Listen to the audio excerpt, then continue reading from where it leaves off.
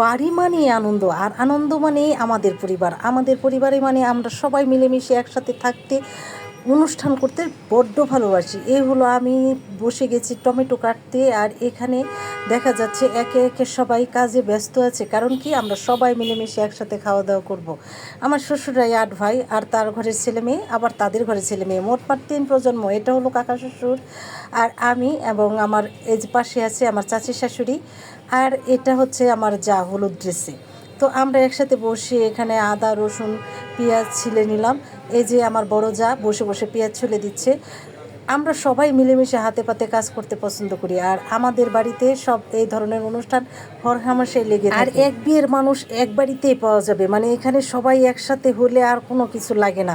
ভাই এ হচ্ছে কাকি শাশুড়ি, মানে কাকি শাশুড়ি হয়ে গেছে ছোট যা, কি আর করার, মানে আমরা এখন জায়ের মতো করেই থাকি মিলেমিশে একত্রে। আর কি করার, সবাই আনন্দ ফুর্তি করে অনুষ্ঠান করতে বড্ড ভালোবাসি। আর প্রতি বছরে আমাদের এরকম 3-4 বার একসাথে খাই দাই হয়ে যায়। এ হলো আমার এক যা, যা বসে পেঁয়াজ কাটছে, আর পেঁয়াজগুলো কতটা নিখুঁতভাবে কাটছে তাই দেখেন। চাপা শুটকির ভর্তা হবে এটা দিয়ে। এই যে আমাদের পরিবারের একটা অটুট বন্ধন। এদিকে ভাসুর খিচুড়ি রান্নার জন্য প্রস্তুতি নিয়েছে, যা কেটে দিচ্ছে পেঁয়াজ। আর আমাদের এই বন্ধনটা কখনো বাইরের মানুষ যেন ভাঙতে কখনোই না পারে। আপনারা সবাই দোয়া করবেন, আশীর্বাদ করবেন। এ হলো আমাদের পরিবারের একটা পারিবারিক মিলন মেলা।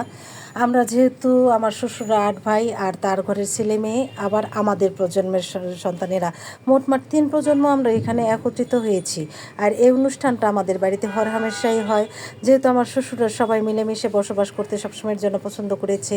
তার ছেলেমেয়েরা এখন পছন্দ করে। এখন আমাদের প্রজন্মের সন্তানদের শেখানোর পালা।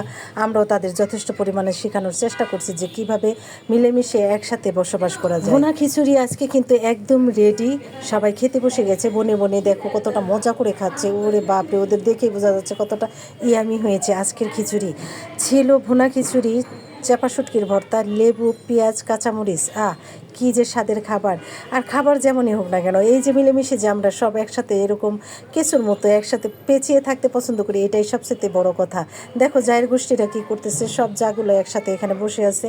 আর আমি আগে আগে আজকে খেয়ে সবগুলোকে ভিডিও করছি। ওরে বাপরে, এখানে দাদা আর কাকা শ্বশুর একসাথে পোস্ট নিয়েছে ছবি তোলার জন্য।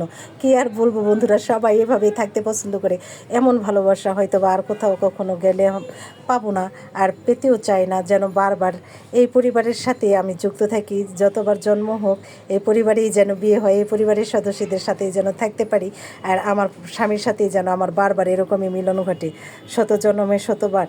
আর কি বলবো, 23 বছর কাটিয়ে দিলাম, এতটা ভালোবাসা হয়তো বাইরে কোথাও গেলে